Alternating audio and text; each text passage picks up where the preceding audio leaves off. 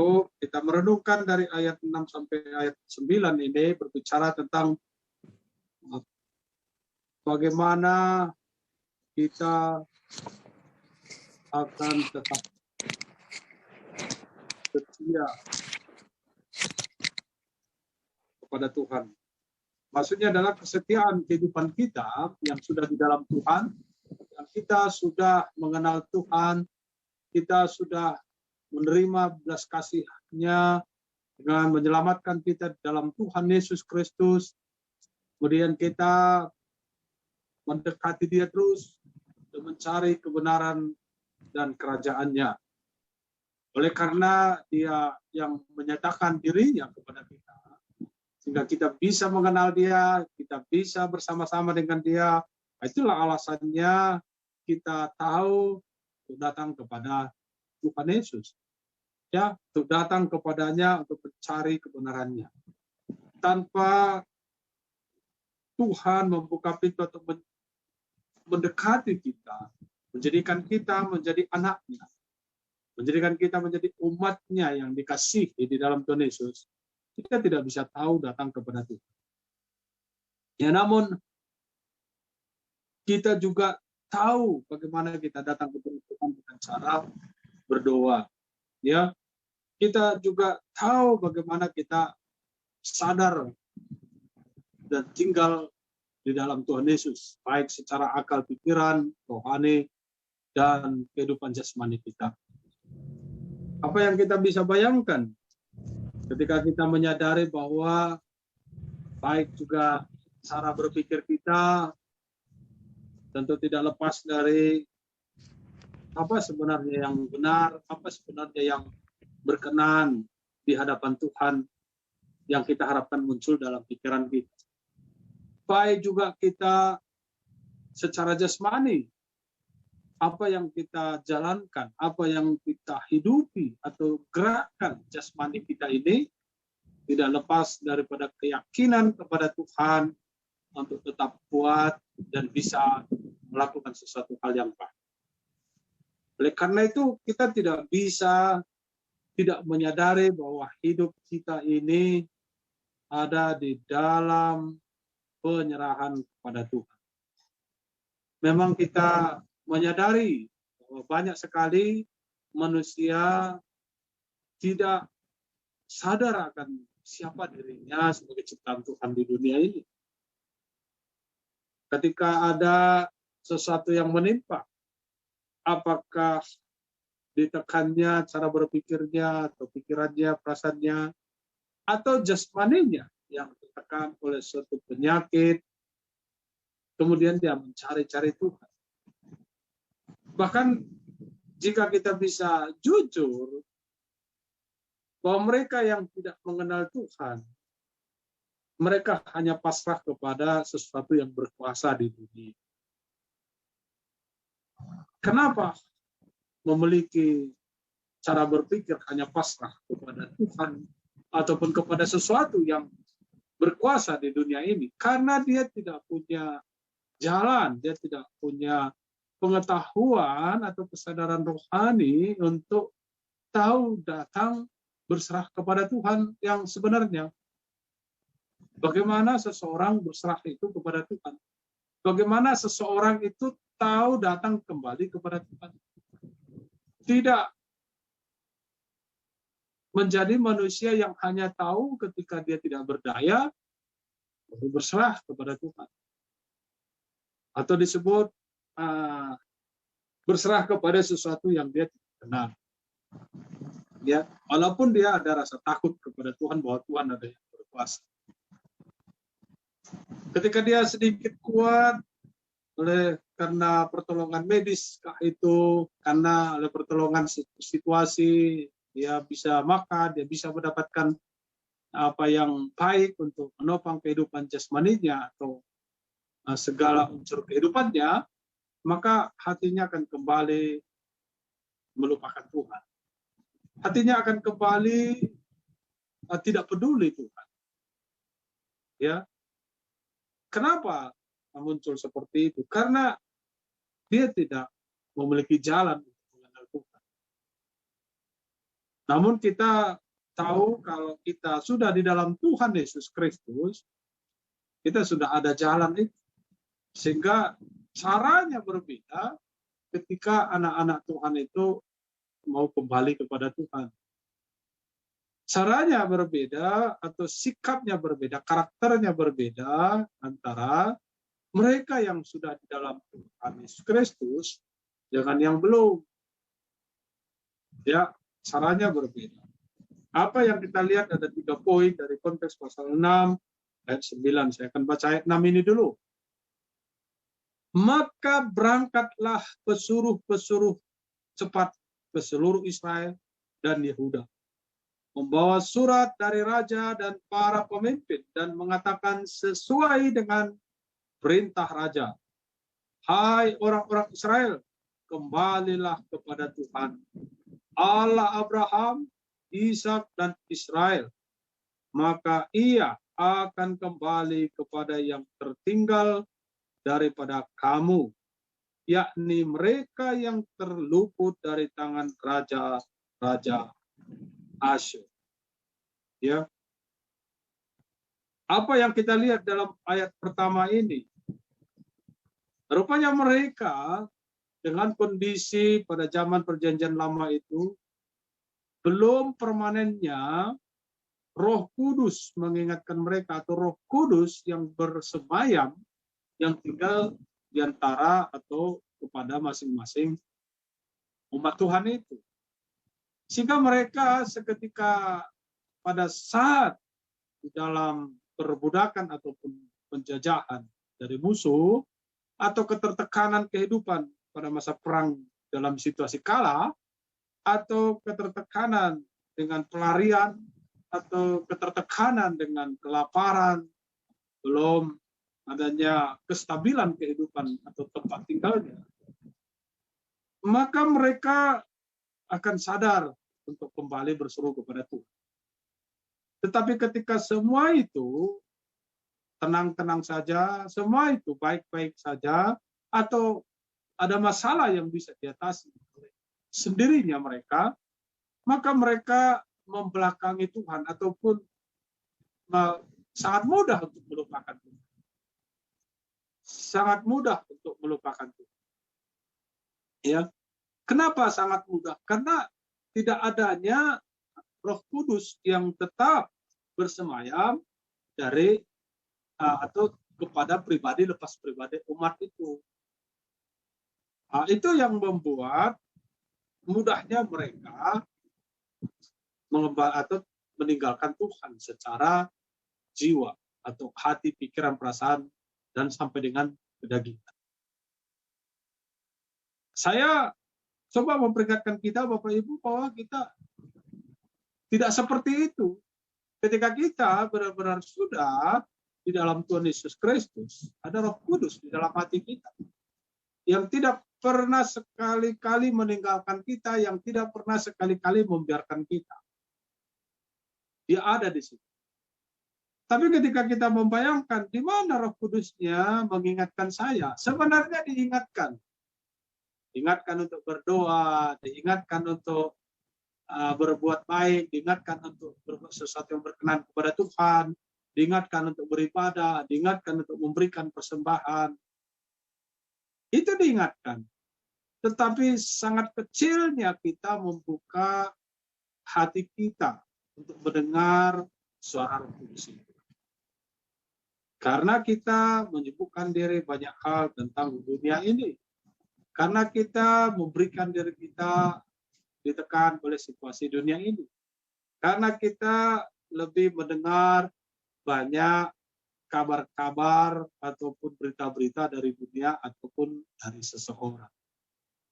Sehingga kita sangat sering bukan tidak mendengar, tetapi pura-pura tidak mendengar. Kecuali kalau mereka belum ada keselamatan oleh Yesus Kristus, sehingga tidak ada Roh Kudus yang bersemayam di dalam dirinya.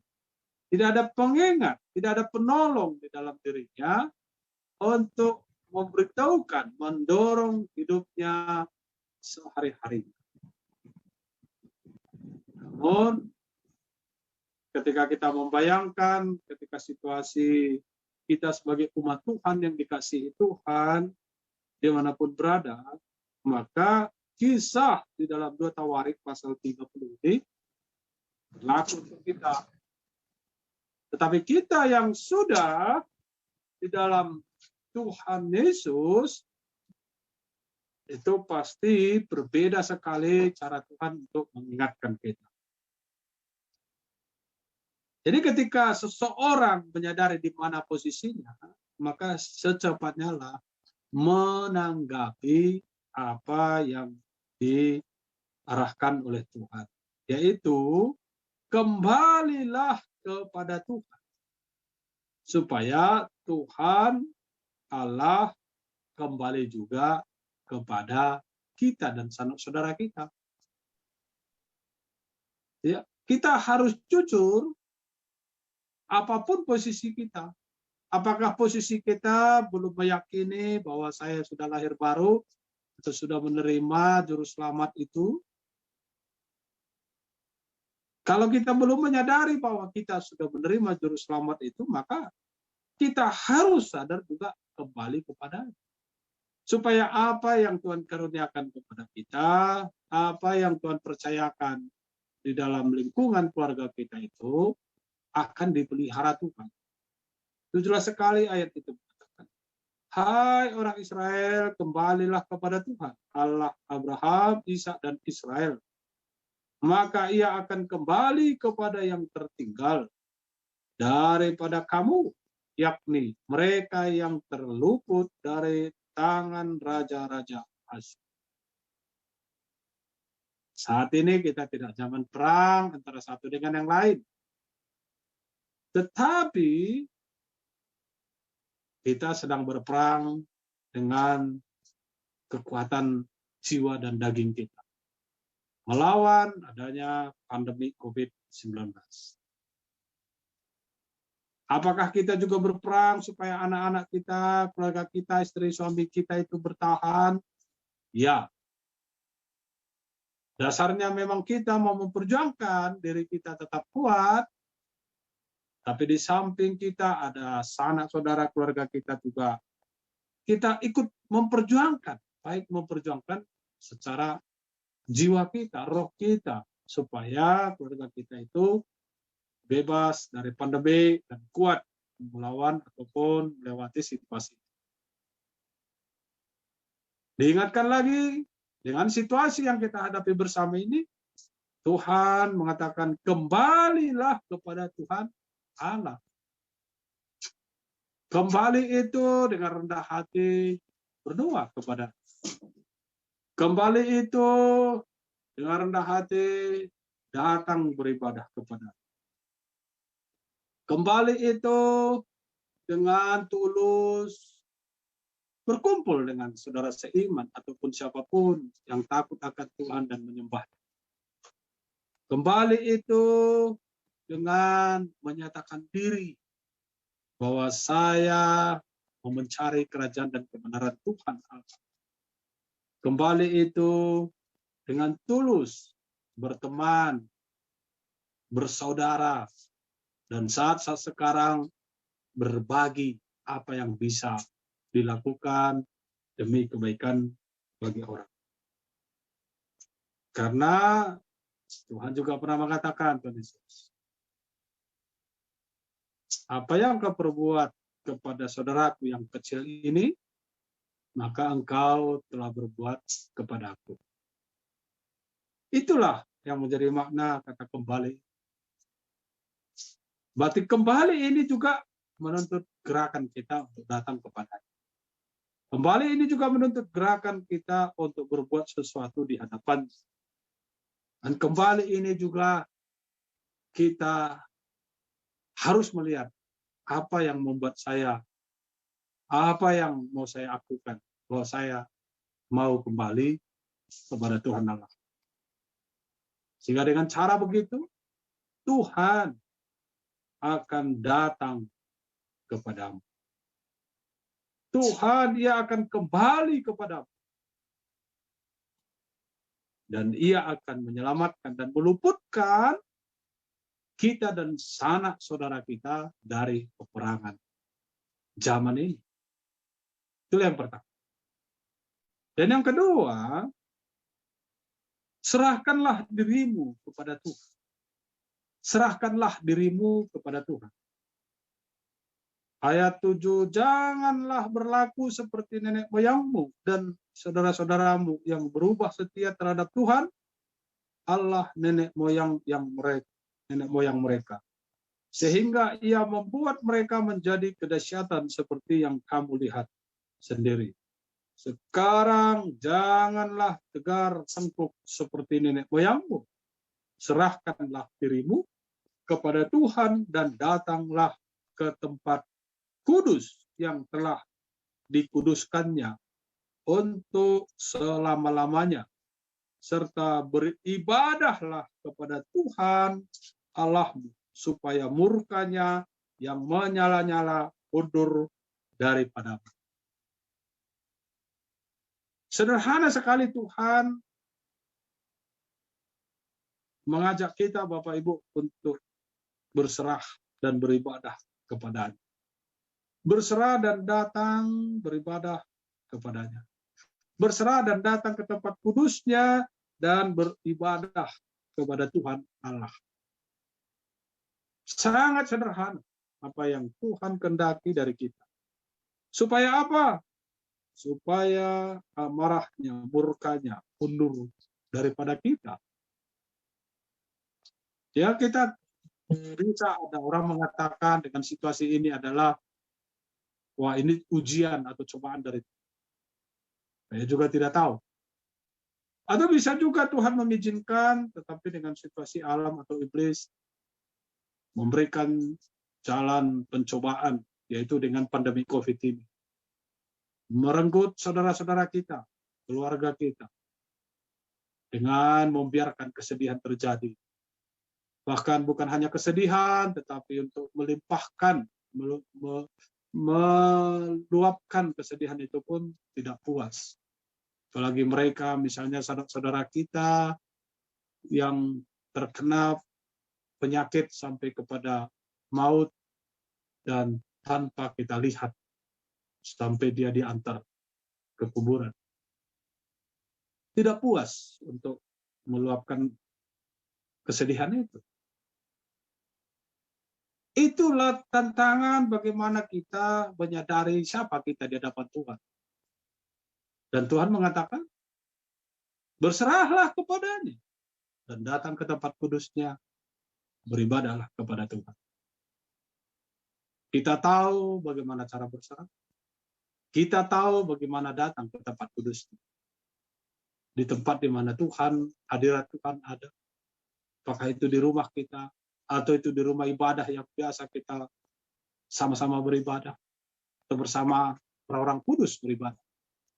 Kita tahu untuk melakukan semua itu. Kita tahu bagaimana kita beribadah kepadanya. Beribadah dengan menaikkan nyanyian pujian bersama-sama, menaikkan pujian sendiri, dan berdoa bersama-sama, memohon pertolongan Tuhan, dan bersaksi, saling menasihati. Kita tahu melakukan itu. Kita bisa melakukannya. Dan kita mampu melakukannya. Dan kita masih diberi kesehatan untuk melakukannya. Mari kita lakukan. Jangan ditunda-tunda. Sebab itu saja yang membuat kita bisa terluput dari situasi peperangan pandemi COVID ini. Tidak ada yang lain. Tidak ada kekuatan manusia, kesombongan, pikiran, dan segala sesuatu yang membuat kita terluput. Tidak, sebab lebih kuat kekuatan dunia ini mencobai kita. Ketika jatuh dalam pencobaan itu, kita tidak di dalam Tuhan, kita tidak kembali kepada Tuhan, kita tidak datang kepada Tuhan, kita tidak beribadah kepada Tuhan. Maka kelemahan yang akan menghampiri kita. Ketika Tuhan melihat kesombongan kita dan membiarkan kita, maka maut akan menang. Dan kita tidak mau itu. Tidak mau. Tuhan sudah menyertai kita. Maka tunjukkanlah bahwa kita bertobat. Bahwa kita orang percaya. Bahwa kita sudah takut akan Tuhan. Dan kita tahu melakukannya. Yaitu kembali, berserah kepadanya, datang ke tempat kudusnya, dan beribadah kepadanya. Dan yang terakhir, ayat 9, karena bila mana kamu kembali kepada Tuhan, maka saudara-saudaramu dan anak-anakmu akan mendapat belas kasihan dari orang-orang yang menawan mereka. Sehingga mereka kembali ke negeri ini. Sebab Tuhan, Allahmu, pengasih dan penyayang. Dia tidak akan memalingkan wajahnya daripada kamu bila mana kamu kembali kepadanya. Yang terakhir, jangan tunda untuk sujud menyembahnya. Jangan tunda merendahkan hati. Jangan tunda mulutmu mengakui bahwa Tuhan berkuasa di dunia ini. Jangan tunda bahwa segala sesuatu mengalahkan peperangan masa-masa sekarang ini hanya Tuhan. Jangan tunda kamu datang merendah hati, beribadah kepadanya. Jangan tunda kamu bawa keluargamu berdoa di rumah. Jangan tunda kamu bawa orang tua, keluarga, sanak saudaramu sama-sama berdoa di rumah dan menaikkan pujian kepada Tuhan. Jangan tunda apa yang berkenan di hadapan Tuhan dan lakukan itu. Maka Dia akan menyelamatkan keluarga kita, sanak saudara kita dari cobaan dunia ini. Pandemi COVID-19 ini adalah cobaan. Cobaan yang dapat melemahkan kita. Dan lawanlah. Dengan kembali kepada Tuhan, berserah kepada Tuhan, datang ke tempat kudusnya, beribadah kepadanya, dan sujud menyerah, berserah, sujud dengan tulus, dan melakukan sesuatu yang berkenan kepada Tuhan. Amin. Tuhan Yesus memberkati. Mari kita berdoa. Bapa di surga, kami bersyukur firman-Mu ini. Kami tahu Tuhan, peperangan kami, peperangan yang menekan, baik keraguan akan kehidupan kami yang terjadi di masa pandemi COVID ini, tekanan kesedihan melihat keluarga sanak saudara kami yang sakit ataupun sudah direnggut oleh situasi ini di dalam kehendak Tuhan.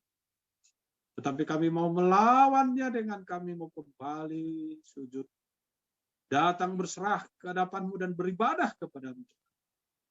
Sehingga kami percaya Engkau akan meluputkan kami dan keluarga sanak saudara kami dari situasi ini. Dan meraih kemenangan dan melakukan pekerjaan baik dan berkenan di hadapan. Berkati firman-Mu kepada kami dan kepada setiap saudara-saudaraku yang mendengarkan firman-Mu ini. Di dalam nama Tuhan Yesus Kristus kami berdoa dan mengucap syukur.